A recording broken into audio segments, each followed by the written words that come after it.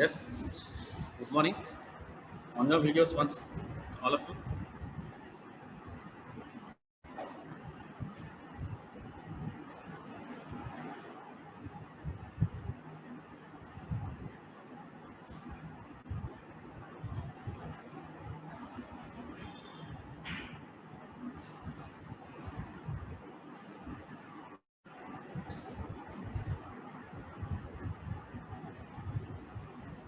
It's still another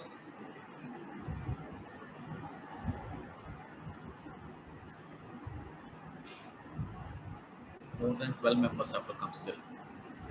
Okay. Okay. So have you gone through the previous lectures? Whatever I uploaded?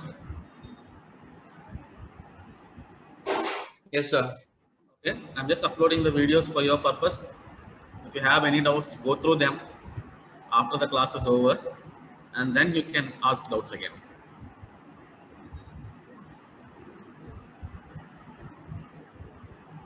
Okay, so I'll get into the class now. It's almost 3 minutes past. Okay, so the last two sessions we have seen uh, a brief introduction. What is the importance of genomics and proteomics and overall omics studies? And now at this moment we have also seen what all we are covering. The nothing but the outlines of the genomics, okay, of the unit one. So if we want to go in detail and understand what is genomics, first of all, we should know how the genome exists in nature. How the genome, I mean, whatever DNA sequence what we talked yesterday, that the ATGCs will be there in three, as when coming to human, there will be 3 billion bases of ATGCs, and they will be arranged in certain ways to give genomic elements. That is what we have learned in the previous session. Now, we'll see what are the elements which are actually existing in the genome. And then you can understand what all we can do with analysis and what all we can study in genomics. Okay. So first aspect what we're trying to learn today is nothing but genomic elements. Nothing but the elements which are present in a genome. Okay. So we'll see what are they.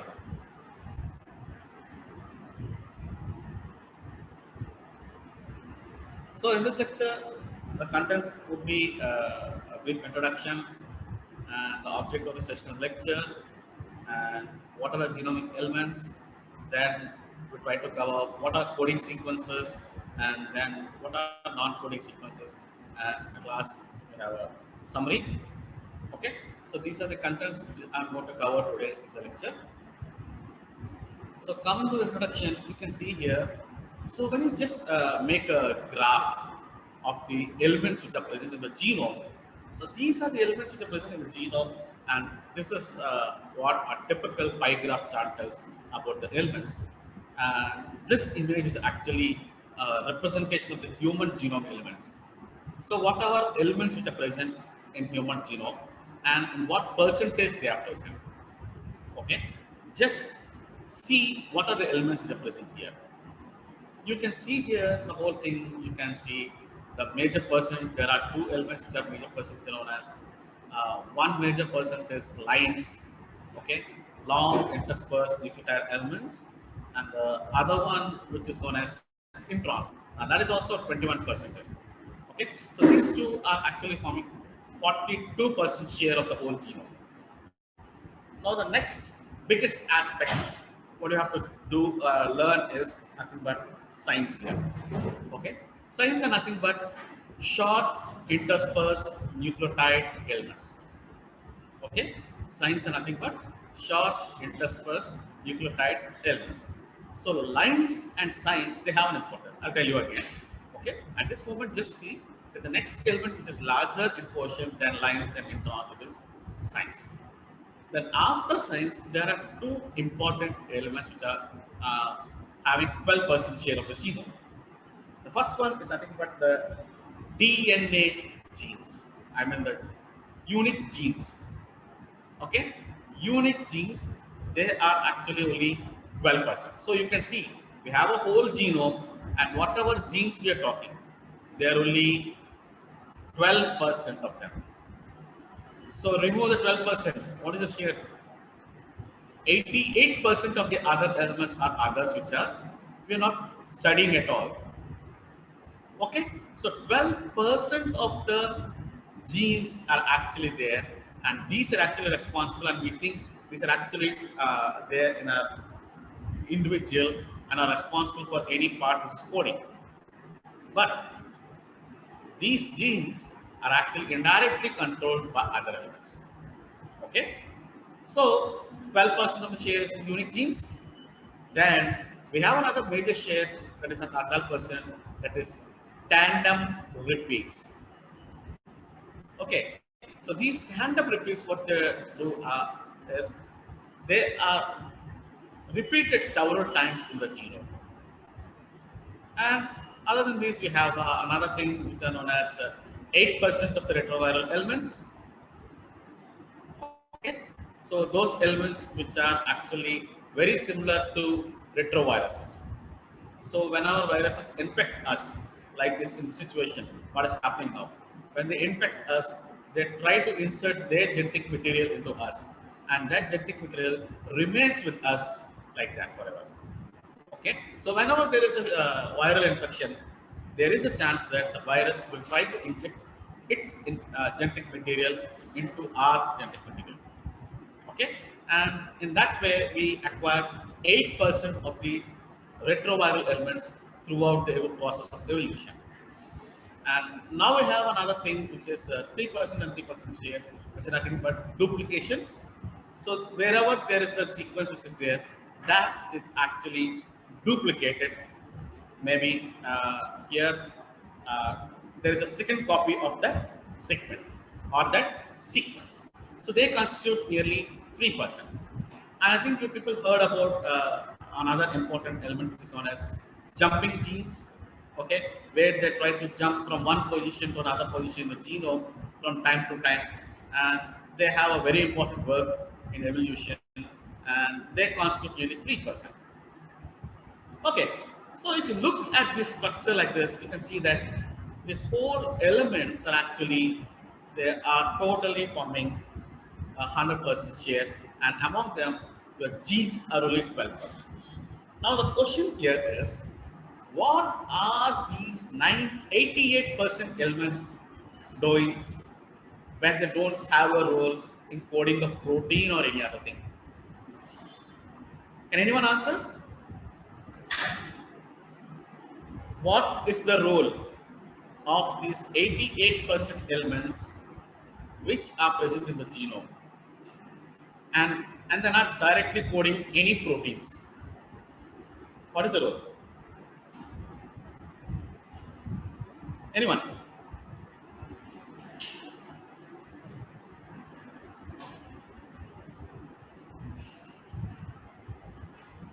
Lalaji?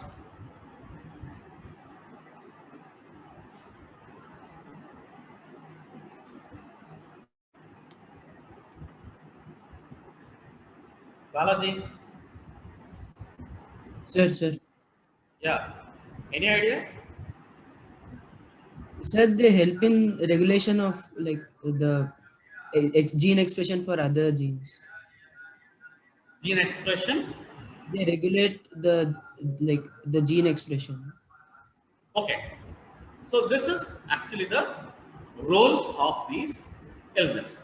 So 88% of these elements that try to control how they should function, how should they behave, how should they work, and when should they work, and when they should not work. All these aspects are actually controlled by this 88%. Previously, this 88% genes, actual elements which are genomic elements, they are known as chunk. But now they are replaced, okay? And now we don't call them as junk elements, but now we call by these names, and we say that they have different and very important roles in regulating this 12%. Because in evolution, we know that you might have learned about Lamarckian evolution or Darwinian evolution. Any process they say, whatever they say that if we don't use any part in a body or if we don't have use of anything, they will be shedded out in course of time during evolution. But here, actually, we are carrying these elements from millions of years with us. That means these elements have a role. So this tells that these elements have a role, and based on that point, people identified that whatever junk we thought, they are not junk, and they have a role in regulation of the main genes. Okay, regulation of the main genes.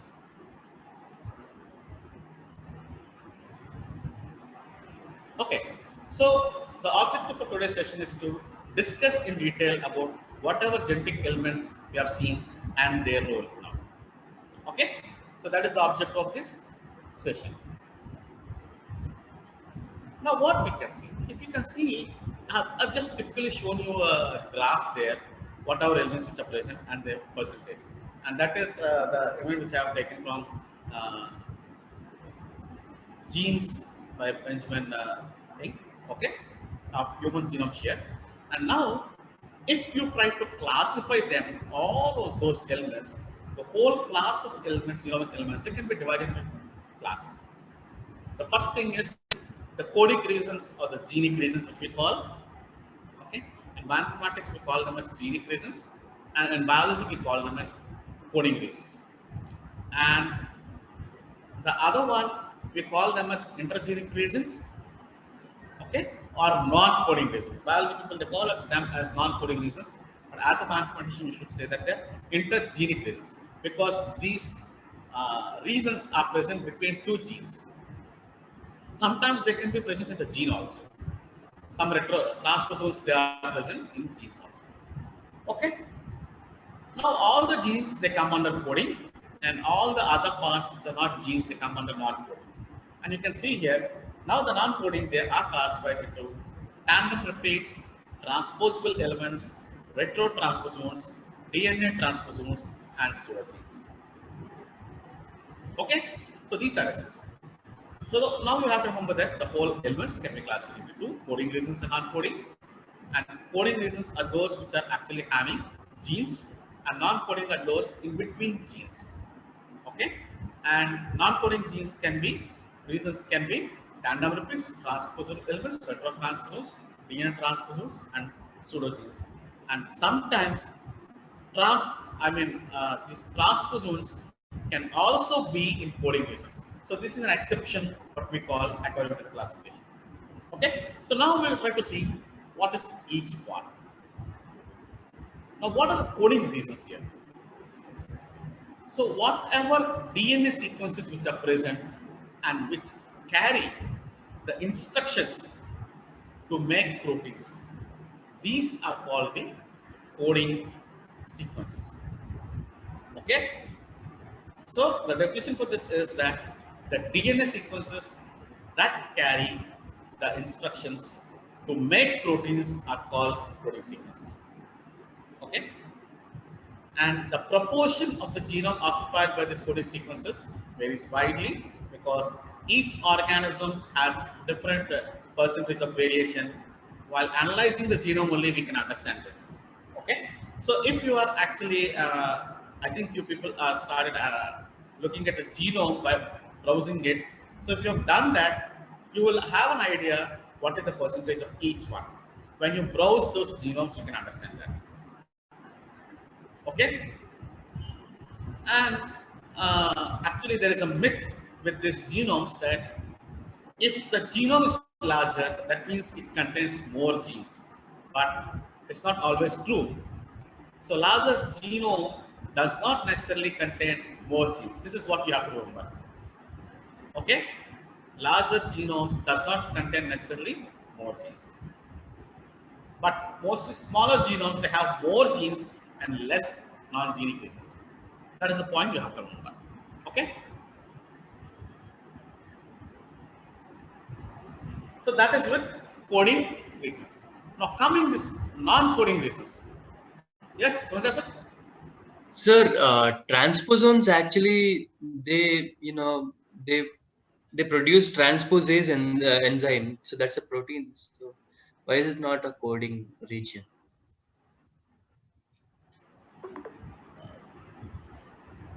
See, transposomes, I'm saying DNA sequences, they code for a transposase. And that's what I said. Sometimes transposomes are part of the coding reasons. There is an exception. I think you didn't Okay, hear sir. this sentence. Okay, sir. Yes, sir. Yeah? I've already repeated it. Yes. Okay? So you have to remember this point. Transposomes are also part of coding, but not all transposomes. There is an exception. Clear? Yes, sir. Okay. So coming here, the non-coding reasons or the intergenic reasons. So actually here you can see here, this is the statistics which I've taken from the human genome, first human genome project. Okay, which says that 98% of the human genome is actually made of non-coding reasons, and only 3% are actually coding for genes. Now, why does this come? Because in the previous slide I showed you that there are 12%, isn't it?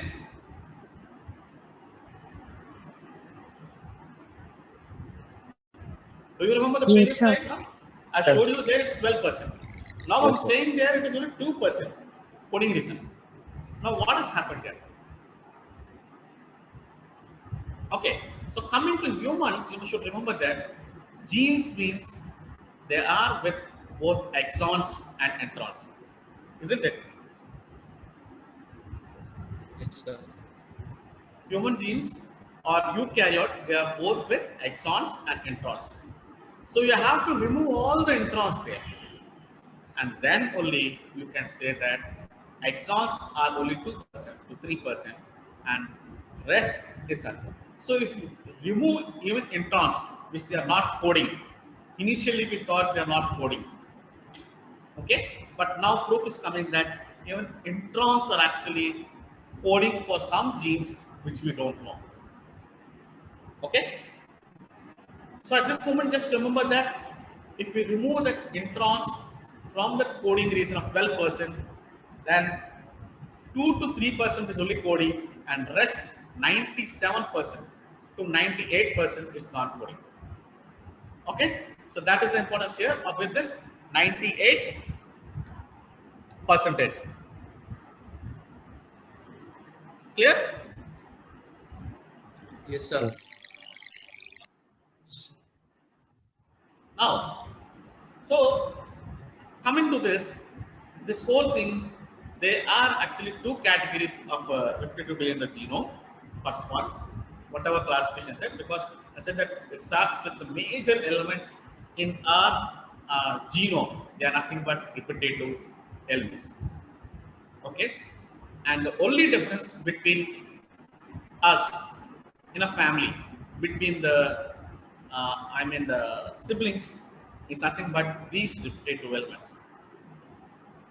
These repetitive elements are there which are actually giving you that 0.1% variation. When we see individually, all the siblings are 99.9% similar. 99.9% similar. That 0.1%, there are actually differences between the repetitive elements. So if you take each individual will have a particular repetitive elements. And this is why we are using these repetitive elements in identifying the siblings, during the identification of the parents and children, that connection, whatever we use in forensic. Okay, so these repetitive elements are actually playing a major role in evolution of individuals, and actually the same principle we are using to identify who is your closer brother or sister by genome. Okay, so these repetitive elements, when you classify them, they're actually coming under two categories. One is tandem repeats, another one is interspersed repeats. Okay, one is tandem repeats, another one is interspersed repeats. Now we'll see what is tandem repeat. Okay, what is tandem repeat? So tandem repeat is nothing but a short non-coding sequence that are repeated from head to tail. Okay? Now what do you mean by this head to tail? So I've given you, for example, a sequence below there. T, T, A, G, G, G. So the T first letter will represent the head of the sequence, and the G, the last letter, will represent the tail of the sequence. Okay? So if a sequence which is like this, T, T, A, G, G, G, 100% from head to tail, if it is repeated, then it's called as a tandem repeat. Okay? Then this is called as a tandem repeat. So we use these tandem repeats now for identifying the repetitive elements. So what are they? Example. So if you can see here, tandem repeats the make up to about 4% of the human genome and 9% of the fruit fly genome. Okay, because these are the two most studied organisms, model organisms. Okay, once the human genome was ready, we studied about human genome, but initially most of our studies for eukaryotes, fruit fly was the actual organism, model organism. Okay, so from the fruit fly genome, they identified that there are 9% of tandem repeats, and coming to human genome also, we have identified that we have 4% of the tandem repeats. And actually, these tandem repeats, they consist of two things which are known as satellite DNA. Okay, now what do you mean by satellite DNA? Anyone? Now, what is the difference between a planet and a satellite? The moon. Anyone? If we can tell that, then you have an idea what is a planet and what is a satellite there. In the same way, here also we have a DNA and a satellite DNA. Anyone?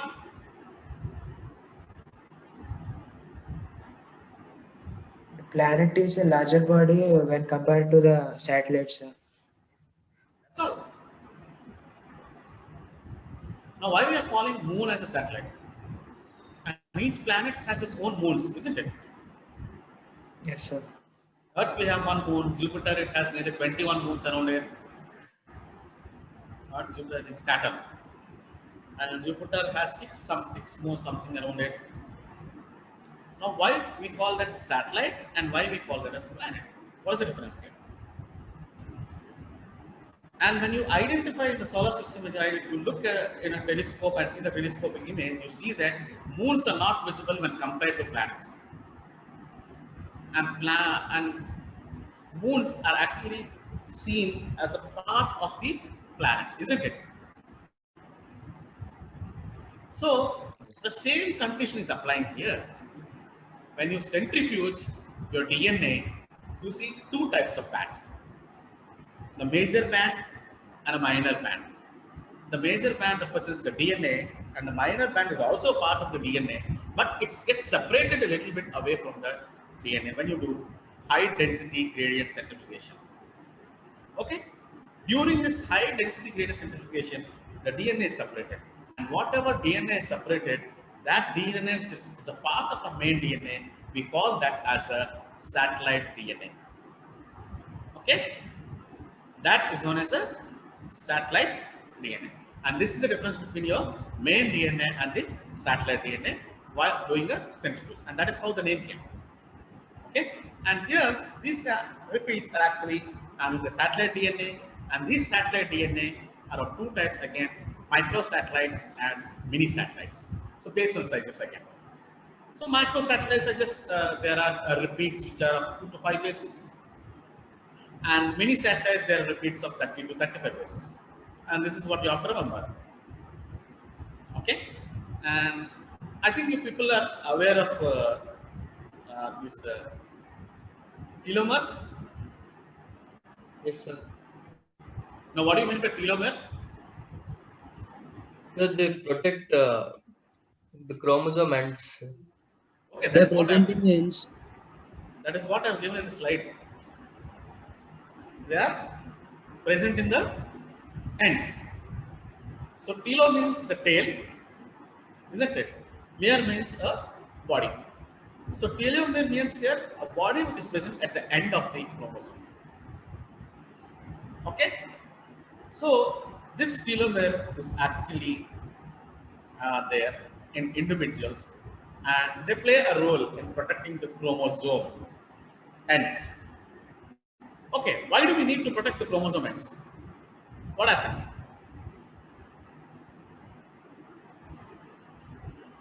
Anyone? If you're not protecting the chromosome ends, what happens? So from one offspring to the other, the ends are being cut, sir. No, no, I'm not asking what is the role of telomere. I'm asking you what happens if you're not protecting the end of the chromosome.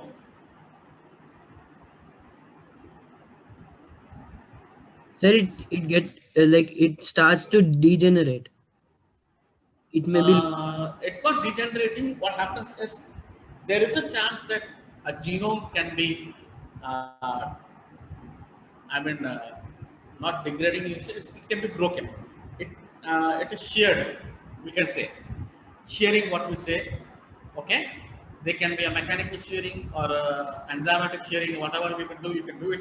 Shearing here means breaking the larger genome into smaller parts, and that can happen in any way. So if that happens, what is happening here? We are losing the genome, isn't it? That is one. So we are actually protecting your genome. So telomeres they actually protect the genome by protecting the ends. If the ends are safe, that means all the other parts also will be safe, and they will not be loosened, and so will not lose the DNA. Okay. Now, I think previously Gunadevan, I think you said that actually the ends are degraded. Yes, sir. Now, what do you mean by that? So I don't know actually in deep, but from generation to generation, from the parent to the offspring, the ends are being cut. They're being shorter. Okay, it's not from from parents to offspring. After each and every cell cycle, okay, whenever the cell divides, the chromosome telomere end will decrease. Okay, so one cycle is over, the telomere is the size is decreasing means we are aging. Got it? Yes, sir. So what does it do is the telomeres actually they have some enzymes which are actually preventing us from aging. So as we have to age, so all the information which is related to us, they are stored in this telomere. So the whatever protection what we're saying, the protection is actually given to genome. At the same time, the protection is actually given to individual. So if the telomere size is decreasing, that means the aging process will happen. That means each and every time the cell cycle, one cell cycle is over, that means we are increasing in age. So as the cell size decreases, I mean more and more cell divisions, and as the cell is actually decreasing its telomere, that means we are aging. Okay, and this was proved that they the telomere size and aging they are reciprocal and they have a role interlinked. Okay, so that is the importance of telomere, and this is a part of your tandem repeats. Okay, so a tandem repeat is just one which is from head to tail, and they are mini satellites, micro satellites. Micro is 2 to 5 bases, and mini is 30 to 35 bases. And the telomere is also a part of tandem repeats, and you can see there, like best example for tandem repeat is TTAGG, and they have a role. Telomeres have a role in protecting the ends of chromosome, and tandem repeats can be functional. As said, so telomere has an end and which has some genes which are responsible for that. So tandem repeats can be functional. Okay.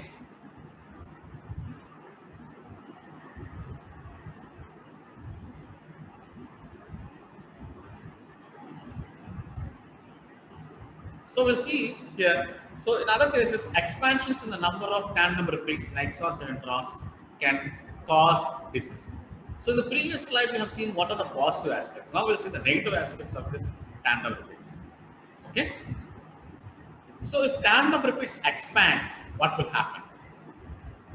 So if there is expansion, there can be some diseases which are there. For example, your Huntington, okay, gene, which has a nucleotide of 6 to 19 tandem repeats, okay, and is coding for polynucleotide. So what is happening here? This is actually 6 to 29 repeats are actually present. So in expansion, if it increases, the repeats are increased by 36. So it leads to a neurodegenerative disease which is known as Huntington's disease. Okay, and this is one. And nearly 20 human disorders are known for expansion of tandem repeats in various genes. Okay, so this is what you have to remember. There is an advantage, at the same time, there is a disadvantage with the tandem repeats. Clear?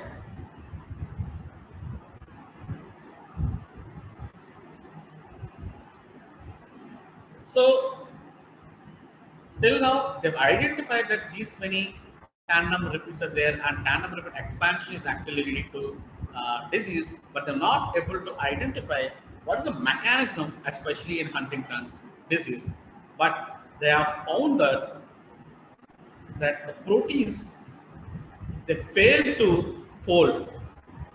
Okay, when the protein is produced, they are actually not folding.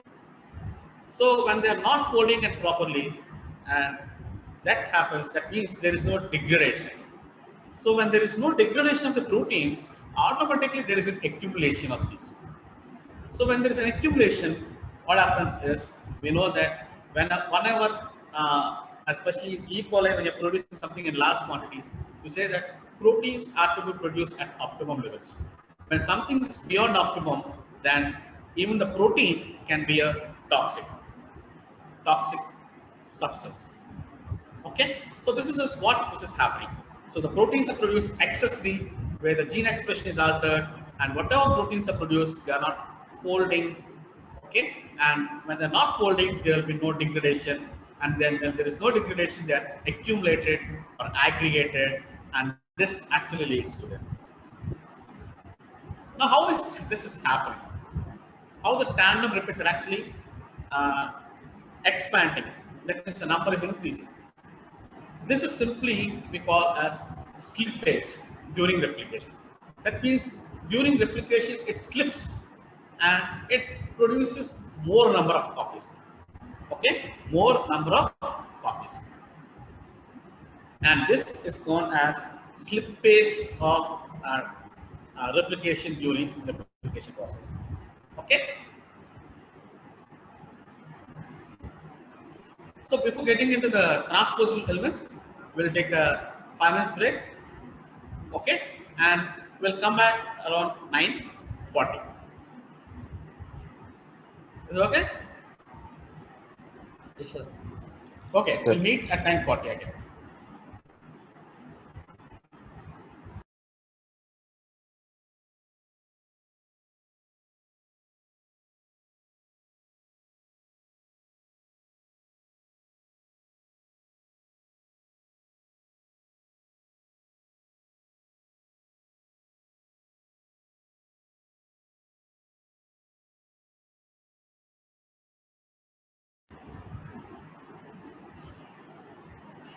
Okay.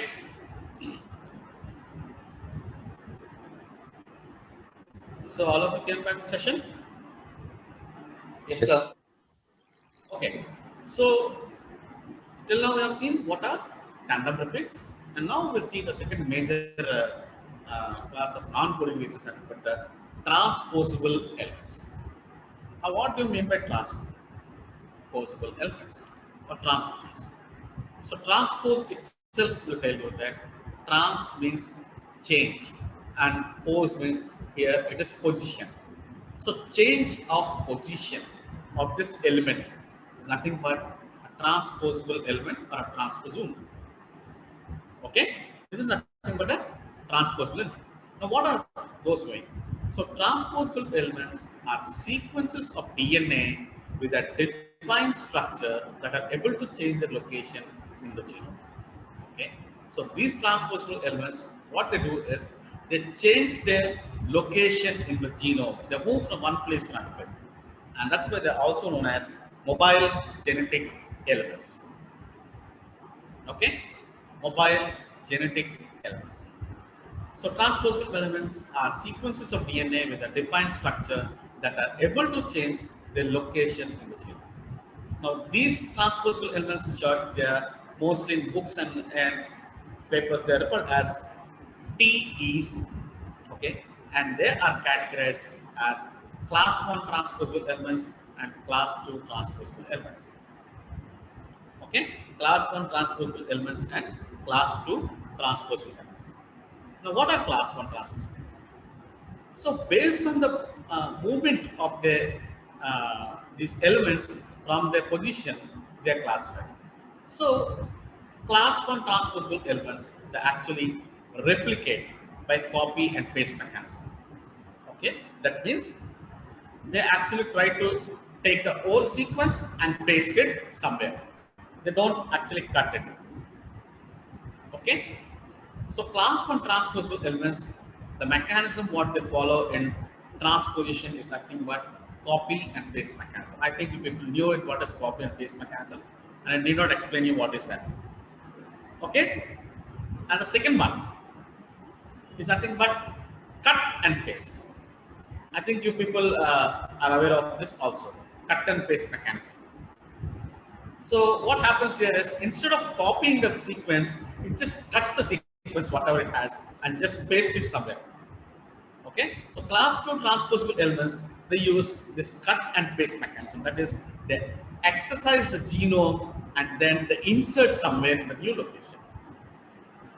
Okay, but class 1, what they do is they copy, they don't disturb the first element, they copy that, they see that the original is present and they duplicate it second, and that is by pasting it somewhere, and this is called the copy and paste mechanism. Okay, so class 1 based on mechanism, they are copy and paste mechanism elements, and class 2 they are cut and paste mechanism elements. Okay, I think I'm clear with this. Okay, now what are these transposable elements doing here? These transposable elements actually they have a very important role, and they are known to be the driving force for genome evolution in eukaryotes. Okay, these are known as the driving force for the genome evolution in eukaryotes. Now, okay, my question is, I think, how many of you knew who discovered it? This transposable elements or transposons, who discovered it? Barbara McClintock. Barbara? McClintock. Okay. And did she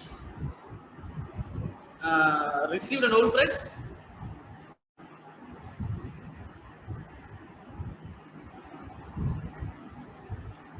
Yes or no?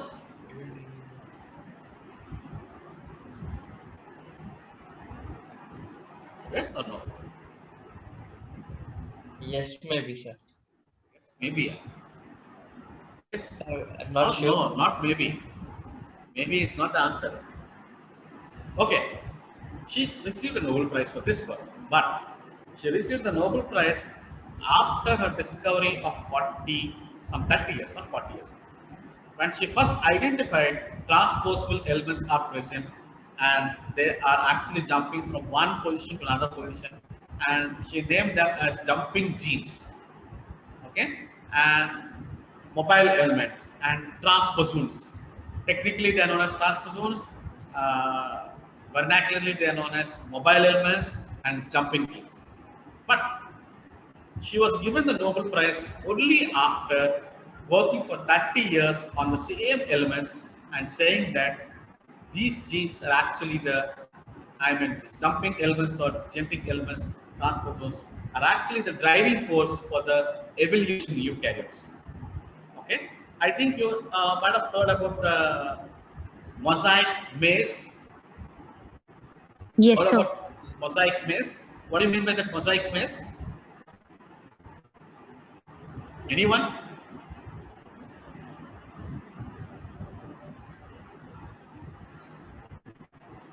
Different colored, sir. It is different colors, but it need not be the different colors as you see, like I've shown on the slide, like black, yellow, red, purple, green. All these colors will not be present as shown, but they try to do it with the mosaic maze.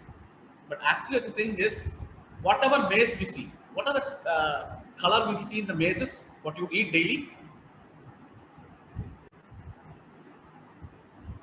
Orange, Yes, orange. yellow, Orange. What is that? yellow, sir.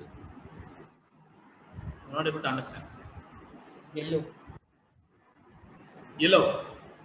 Okay. Next. And there are different shades in between the yellow and orange. Yes. This is what is the answer.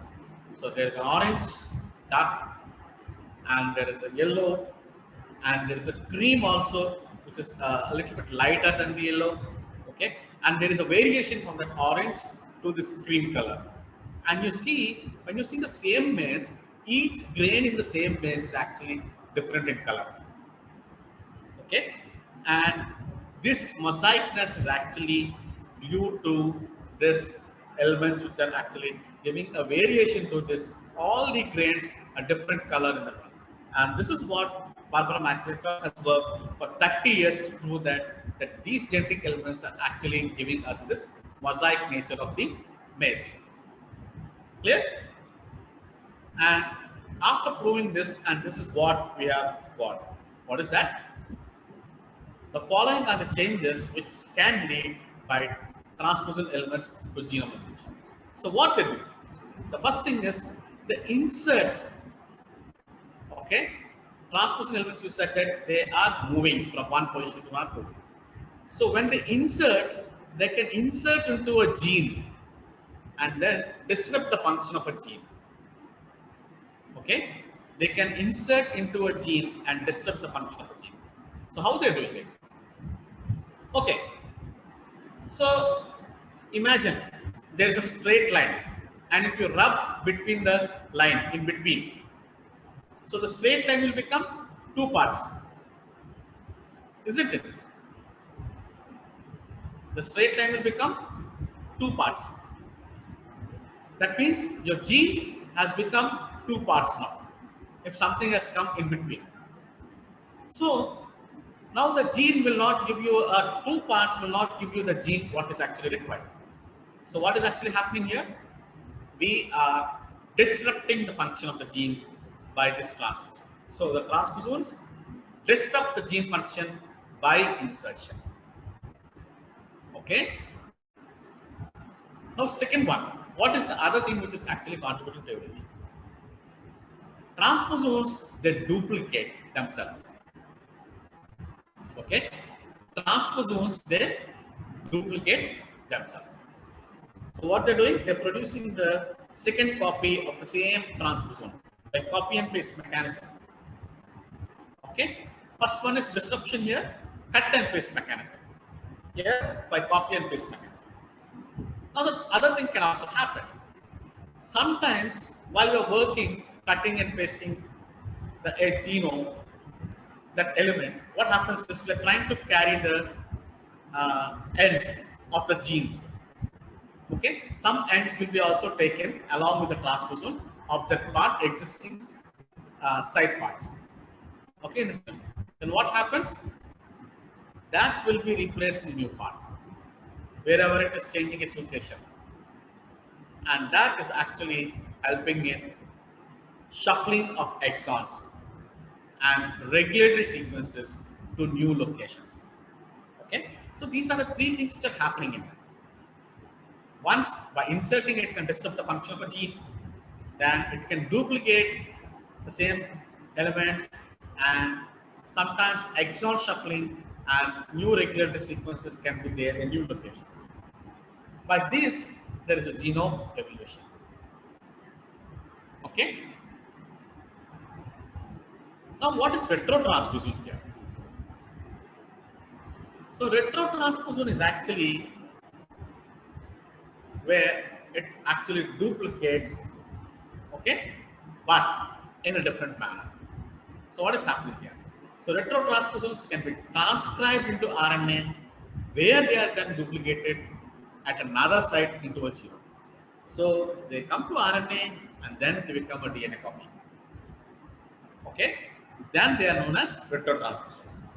And that's why most of the retrotransposons, we say that they are parts of the viruses. Most of the viruses, what to do is, while working with organisms, while they get into the host, they try to insert the genome into the host by using this mechanism. Okay, and what are retrotransposons? Again, they are divided into two types: long terminal repeats (LTRs) and non-long terminal repeats (non-LTRs). Okay.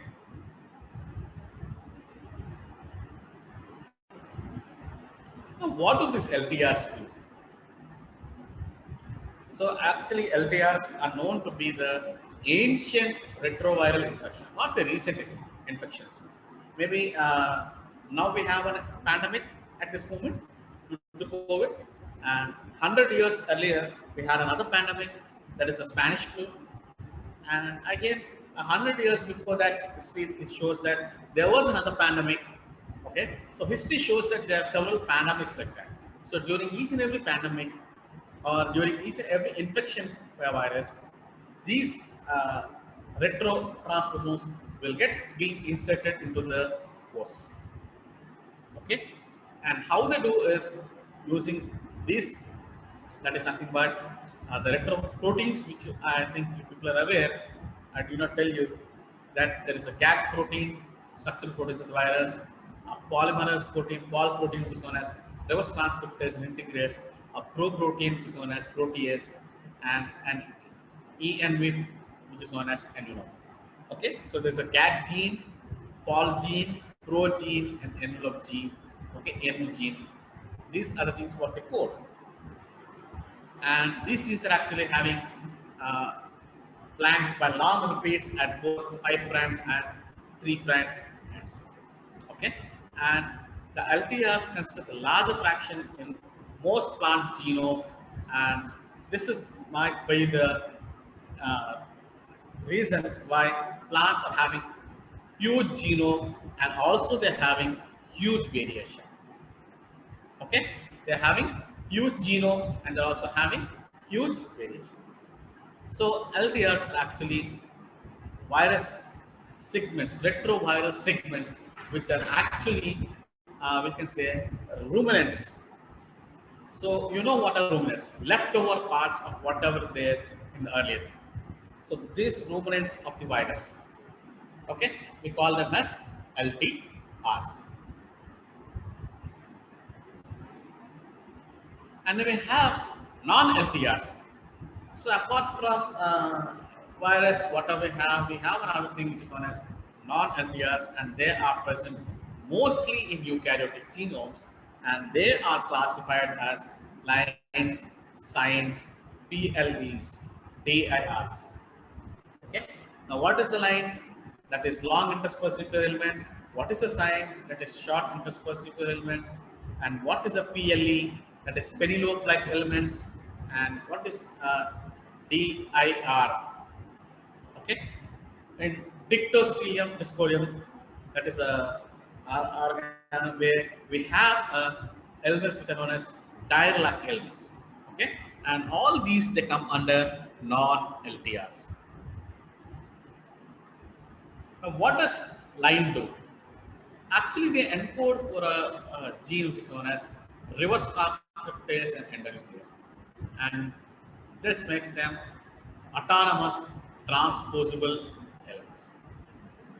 Okay, and the human genome has around say 5 lakh lines, nearly 17% of the genome. Okay, now coming here, signs or short interspersed elements, they are nearly 500 base pairs in length, and they are non-autonomous, and they rely on proteins encoded by lines for translation.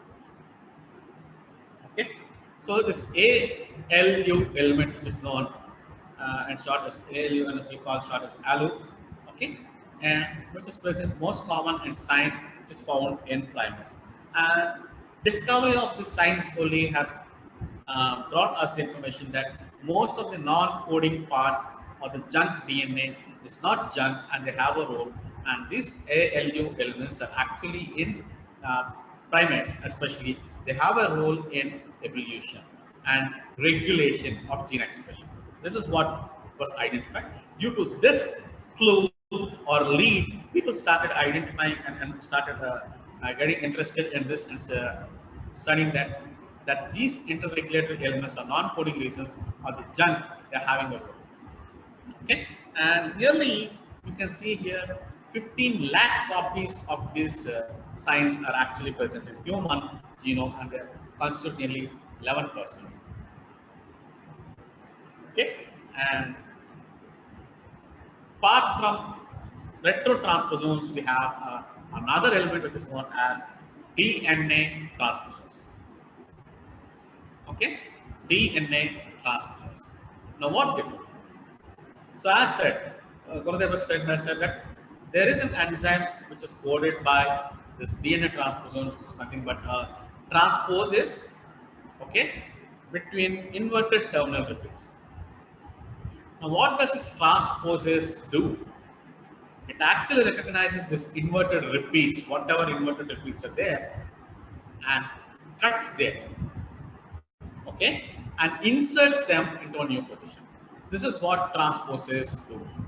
Transpose from one position to another position, and AS represents the role of an enzyme.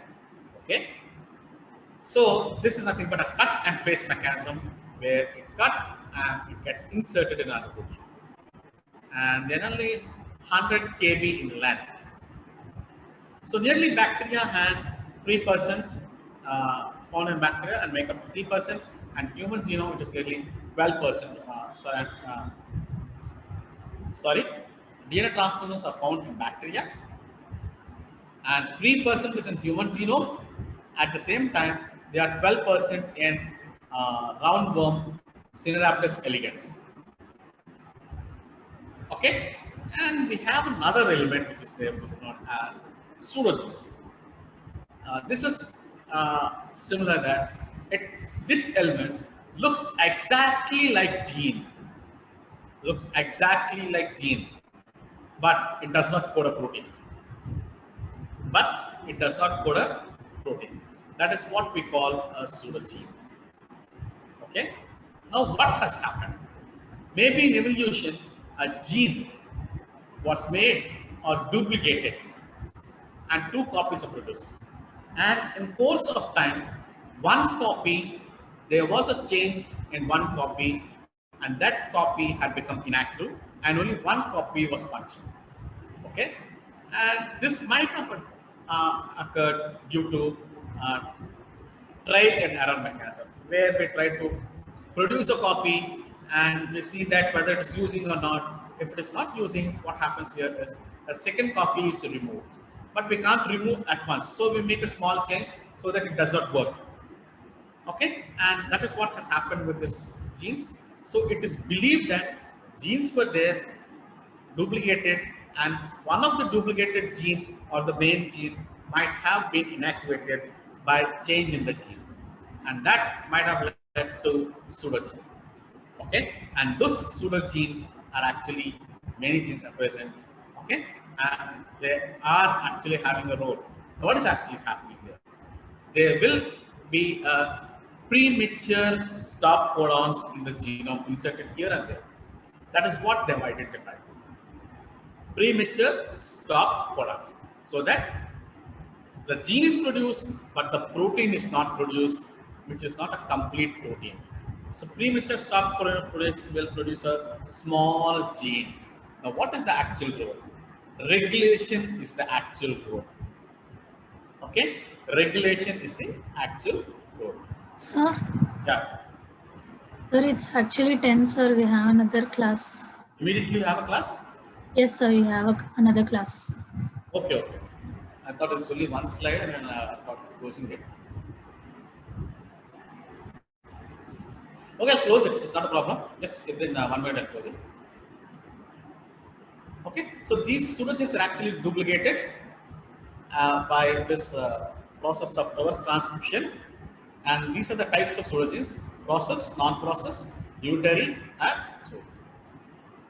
Okay, so seen here in broad, this is a summary.